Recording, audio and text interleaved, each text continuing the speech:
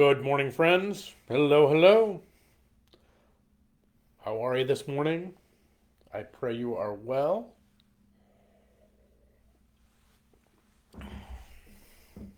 Sipping a little Hard Rock Cafe this morning.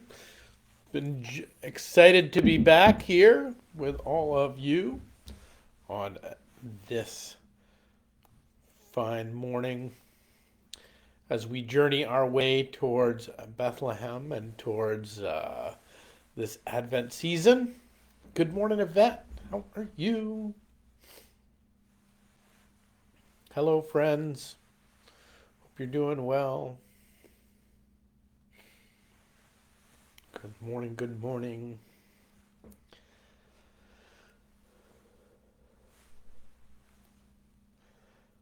Had the grand opportunity this weekend to go to the Army Navy game, so I'm feeling lucky about that and the opportunity to spend some time with some of my brothers and sister warriors, and Army won.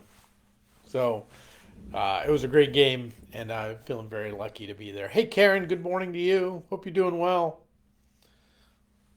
Good morning, everyone. Hello, hello. Give it one more second here. And it was a great game. I mean, it's almost so rarely a great game. Like, often it's a blowout, one way or the other. But it was a closely run thing for sure. And Army won Army earned the victory. So anyway, we don't need to talk about football today. But all right, so let's get going. Good morning, everybody. It is the 13th day of December, and it is 11:11, and I'm glad to be here this Wednesday with all of you, and that all that you might have in your journey and in your life, know that it is holy and it is good, and that it is prayed for. Even though your heart might be breaking, even though there might be difficulties and struggle in your days, no matter what and where you find yourself, know that this moment and this hour, there is blessing upon you. I, we are getting close to the season of to Christmas. We're a couple of weeks out. We're in the heart of what we talk about as the Advent season, this time of watching and waiting.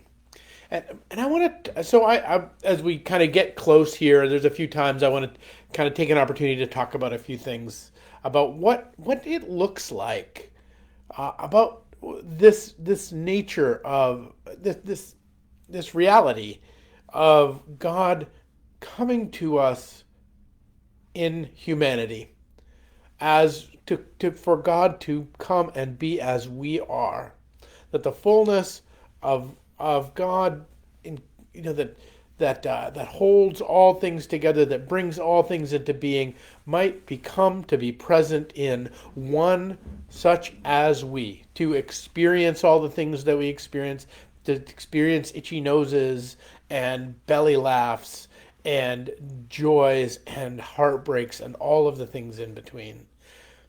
And so, well, this isn't really considered a Christmas scripture. This is from the 12th chapter of the Gospel of John. And I think it points us towards a bit of where we're going here. But I just want to hear this. If anyone serves me, these are Jesus' words, if anyone serves me, he must follow me. And where I am, there will be my servant also. And if anyone serves me, the Father will honor him. This notion that if anyone serves me, he must follow me, and where I am, and there will be my servant also. This idea of God out in front of us, and that we're a following people, that we're in this business of following this trail, following this way of goodness, this way of joy, this way of wonder that has been laid out for us by God who came into this world. and I want to, I offer that to you today as kind of a way of constructing what it is we're on about in this human life, because it is, I think it is at the heart of what we find when we find the incarnation in Bethlehem, in the story in which tells us there is no room at the inn, in the place where at the very lowest of all being and all social strata, this child is born into the world. What it tells us, and what it tells us, and what this invitation that we'll find, quoted by, a quotation of Jesus years later, but they both point towards one particular thing, which is what I want us to talk about today, which is God's respect for us. Now, you might not ever think of it this way. You might not even consider this. But I think it's actually, for me, it's been something I really have to consider often. And I have to actually consider is that God has immense respect for me. I mean, a God that moves the winds and the waves, a God that controls all things, a God that holds all things that will take place in His kindred and can touch and hold and use all of that. That God has immense respect for me. That God comes into the world as and so let's unpack that a little bit. God comes into the world as a baby to tell us, to tell humanity, to tell us all that we are, that God is not above us, although God certainly is, but to tell God that God is not actually forcing us to do anything, although God is certainly creating conditions for us to ever and always turn towards Him. That God comes to be as we are. The greatest compliment you can, the most respectful thing you can do for someone. I mean, think about this. If you know someone is struggling, maybe you just had a grief and their heart is broken. Maybe they're caught in addiction, or they're caught in some bad and ugly cycle. We think about what we should do for them. That somebody who's struggling with booze, or somebody who's lost in some sort of pain, somebody who's lost in some sort of illness, or somebody maybe had their heart broke. Any of those things, but anyone we would look to who is struggling, the thing that we just want to scoop them up, right? We just want to scoop them up and say, okay, we're going to make this better. And if you're if you're not going to drink anymore, all right, we're going to handcuff you to a radiator so that you can't drink anymore for a while until you get straightened out.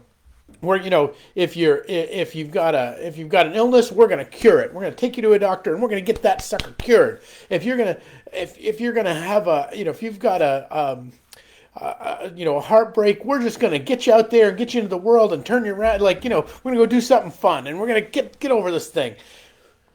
The reality, however, is that's not how any of this works. It's not how humanity works. It's not, and it is in many ways. Often our desire to solve these things are in fact the most disrespectful that we could enter into.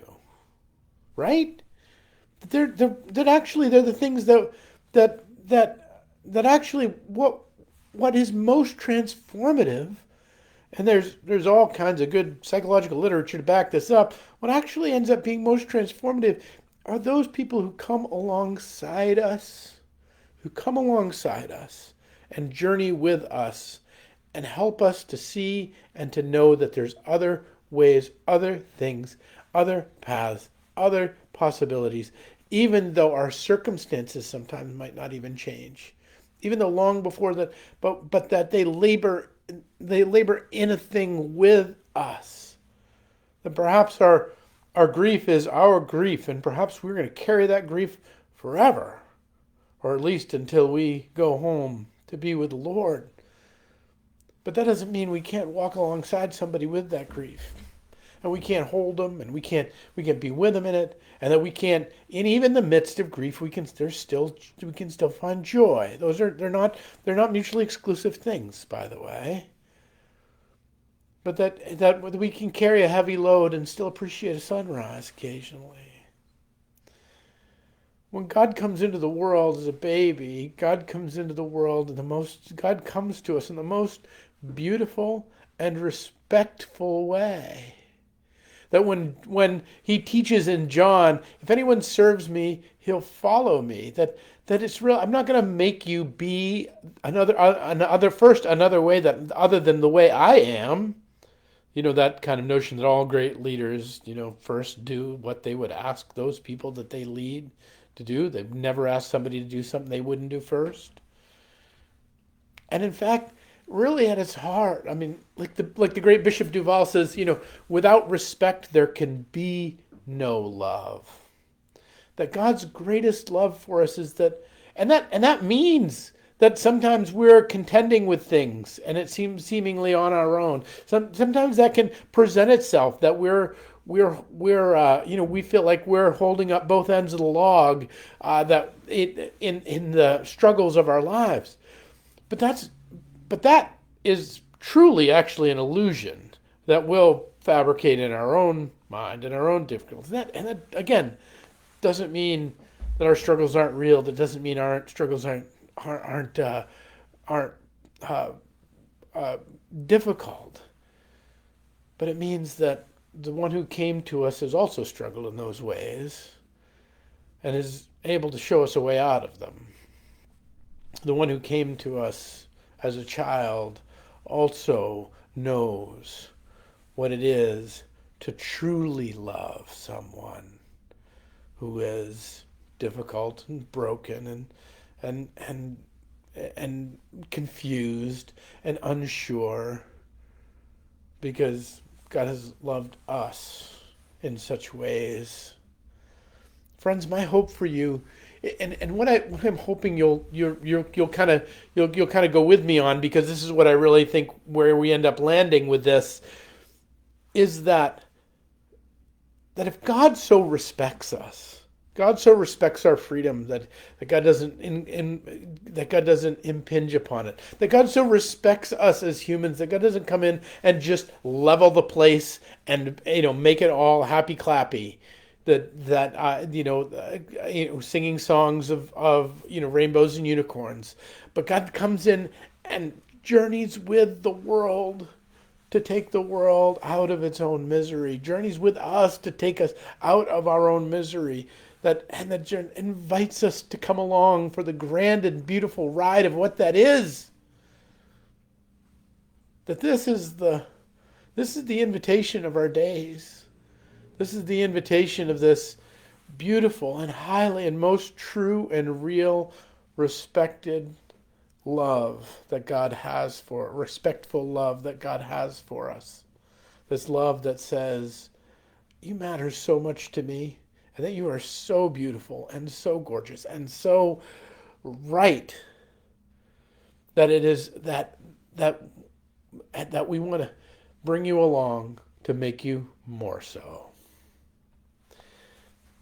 Friends, my hope is that and as I said, where we want to land with this is this invitation to remember about how we are to treat one another and how we treat ourselves in these days. If God treats us with such respect, if God treats us with such high regard, who are we? Who are we to not do the same? And I'm not just saying for one another, that just to make sure you hold the door at Target before you go through it, and not, But I'm talking about how we care for our own bodies, and whether we put the right stuff in our face to actually know that that we're not just running on Twinkies and hate, that how we're actually born to consume good things. What we're doing with our mind, what we're putting into it, what we're putting before our eyeballs, and are we respecting ourselves in that? what comes out of our mouth? Is it, how are we, that actually at the heart and the cornerstone of all of this is this invitation that without respect, there can be no love. And so, friends, I hope you'll see in the Christmas story, I hope you'll see in Jesus' ministry what I think is always this underlying invitation, or this underlying ethos, which is not simply an ethos of love. We get that one, and not even an ethos of truth. I think we get that one too, about what's really real and what really matters. But this high ethos of respect, and that we might truly offer and live such a life that we'll respect ourselves, we'll respect the people that we encounter, and that in that we offer them the love of Christ Jesus, born into the world 2,000 years ago in Bethlehem. All right, friends, that's my hope for you today. Peace and grace to you all, and that you may have a glorious and wondrous day. We will pick it up tomorrow with another 11:11.